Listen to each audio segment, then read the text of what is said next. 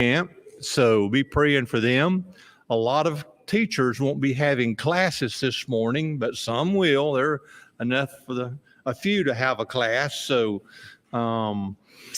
just have to play it by ear this morning. I don't think there will be a college and careers class. There's nobody here unless Fred and Jeanette want to come to college and careers class. But we have any birthdays from this past week?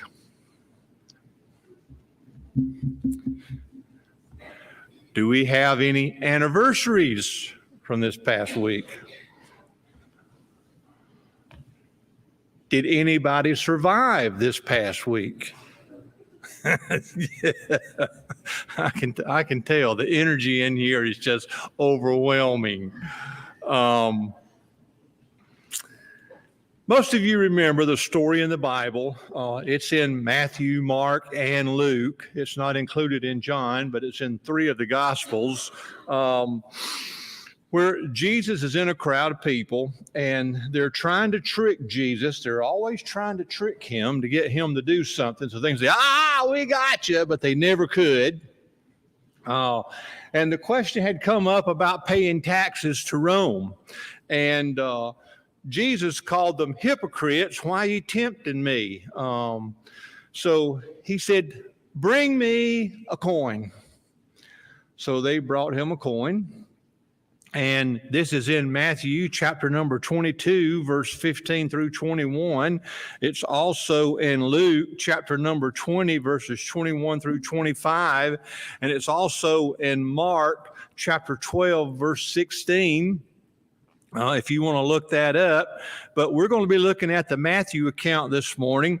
And in verse number 19, he says, show me the tribute money. And they brought unto him a penny. And he saith unto them, whose is this image and superscription?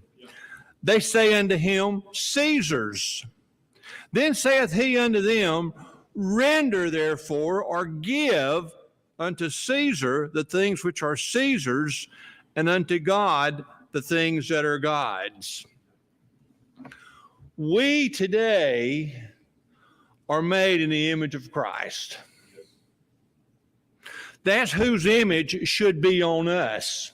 So if we're going to follow Christ's example and follow his instructions and give unto Caesar the things that belong to Caesar and unto God the things that belong to God, then we belong to God and we're being given wholly and fully to him. Not just on Sunday and on Wednesday and we're in our best dress and in our best behavior and we're just, oh boy, it's just drooling out our mouth and we're just, woo! And then on Monday, if some of the people could see what we do at work or hear what we say at work or see some of the things we watch on TV or go to the movies to see, they'd be wondering, whose image is on you? Whose image is on you? Whose image is on me? Do we ever stop to consider that we are made in the image of Christ?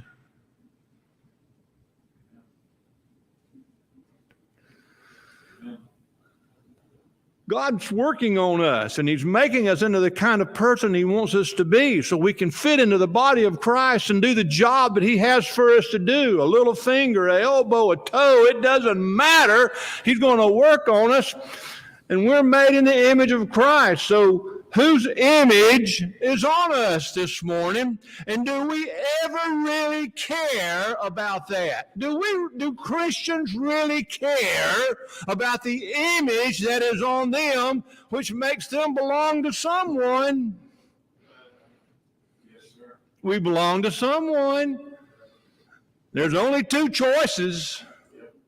There's only 2. I think we as Christians have dropped the ball. I really do. And hey, I think we've dropped the ball. It is good to hear that in some places of the world there are tremendous revivals going on and people are getting saved by the gospel of Jesus Christ in some of the worst conditions you could ever imagine. Just read some of these things. Don't go to WFBC and Channel 21 and all these different mass media organizations that lie and cheat and do everything else they can to denounce the name of Christ. Go to some of these missionary letters that you get from overseas. Go to some of these missionaries that you can see on the internet and on Facebook and listen to their accounts. And people are getting saved in the midst of likely death. And if it rains, the church is empty. Here in America, whose image is on me? Father, thank you for the blessings that are ours, not because we've earned them, not because we deserve them, not because we're worthy, but just because of your great love for us. Thank you for sending Jesus